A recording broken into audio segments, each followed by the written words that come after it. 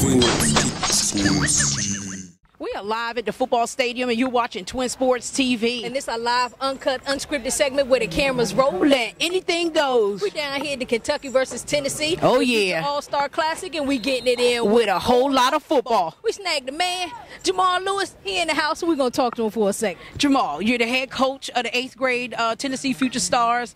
What's the game plan for today? Well, really just go out and execute. Just execute everything we put in over the last few days. We've had a lot of practices. We put a lot of stuff in. So really just see how these guys can retain that information and go out and execute it on the field and hopefully come out with a win. All right. Now, we got a lot of guys from all over the state of Tennessee that just came together with a few practices. How do you get them ready and prepared for a game like this? Well, they already know what to do because they got game if they're here. So basically it's just coming in and just being a professional and knowing how to handle yourself and learn the plays and take it all in. And it's about a learning process. These are 8th graders, and we're trying to prepare them for the next level, which is high school. And these are things they're going to have to know, how to go in, learn the plays, retain the information, and go out there and execute it. And that's what we really want to see if they can do. All right.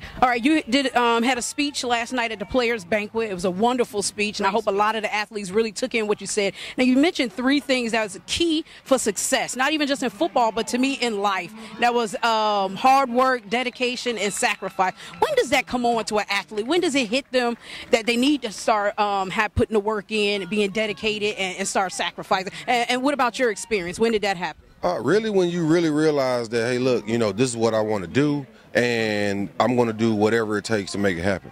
So when that clicks and that light come on in your head, that's when you can actually start planning and setting goals and, short-term goals, long-term goals, and then trying to do whatever it takes to achieve those goals. So within that comes hard work, dedication, and sacrifice, and you don't have to find it. It's just something that'll happen when you're trying to go out and attain those goals that you're setting for yourself. So it's all about planning, and I think that's what life is about, planning and trying to just hit the next stage of your career or whatever you're doing and move to the next. So setting goals and making sure you can accomplish that, and I think that's when the kids can really, that'll grasp on to the kids when that light will go off, when they really know where they want to go. All right. Well said. We just want to ask you another quick question. How important do you think youth sports are to communities?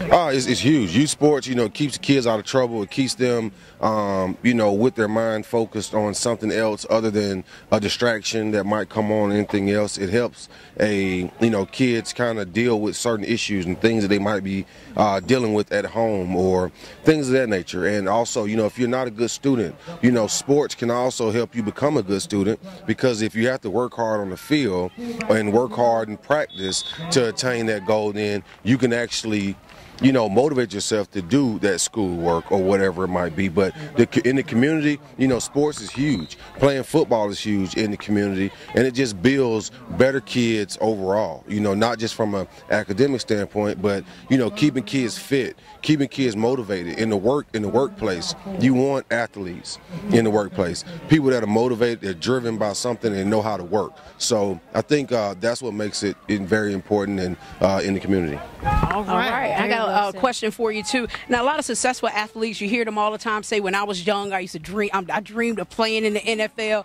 That happened for you? When did that happen for you? Or as a kid, did you ever dream of playing in the NFL? No, I really didn't dream of playing in the NFL. I just really wanted to be the best at whatever I did. And, being that football was something that I was actually good at, it was something that I said, hey, look, I want to be the best at it, and I'm going to take it as far as it can go. And really, I just wanted to use it for an education and to go to college and get a scholarship, a free education. Because, just because you're a good high school player doesn't mean you can be a great college player. So really, it's just using that tool to go in and take advantage of another opportunity, which is, getting a good education somewhere. All right. So what's next for Jamal Lewis? Next for Jamal Lewis is just doing business and just taking care of my thing. And, I have a company called experteval.com where we evaluate high school football players. So really just getting these kids accustomed to hard work and what it takes, and evaluating yourself, self-evaluating yourself so you can move to the next level. And that's pretty much it. And that's what I do, and that's what's next for me. All right. Well, I like it. Appreciate that. We ain't going to hold you up, Coach. We know you got to get it in today. Absolutely. We just want to let you know. You watching Twin Sports TV. Get your game up. Get your game up. Woo! We got them. Twin Sports TV. Get It's your game.